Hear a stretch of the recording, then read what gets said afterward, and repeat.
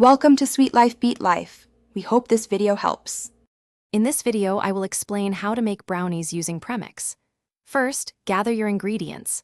A box of brownie mix, 2 large eggs, 1/2 cup of vegetable oil, and 1/4 cup of water. Next, preheat your oven to 325 degrees Fahrenheit. Finally, prepare an 8x8-inch baking pan by lightly coating it with non-stick cooking spray or lining it with parchment paper. This ensures your brownies won't stick and will come out perfectly. Now let's get mixing.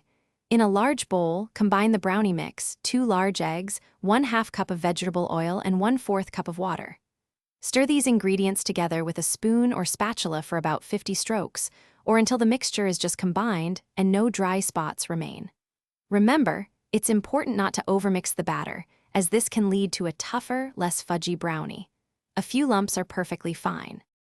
With your batter ready, carefully pour it into the prepared 8x8-inch baking pan, spreading it evenly with your spatula. Place the pan into your preheated oven and bake for 28 to 32 minutes. You'll know they're done when a toothpick inserted into the center comes out clean. Once baked, remove the brownies from the oven and let them cool completely on a wire rack. This step is crucial for clean cuts and a perfect texture.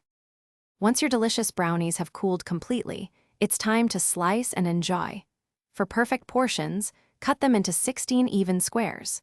Store any leftover brownies in an airtight container at room temperature to keep them fresh for several days. And speaking of keeping things clean, if you're looking to upgrade your home cleaning routine, check out the Shark AI Ultra Robot Vacuum. You can find a link to it, along with other great deals, in the description below this video. Enjoy your homemade brownies. Thanks for watching. Consider subscribing if we helped you.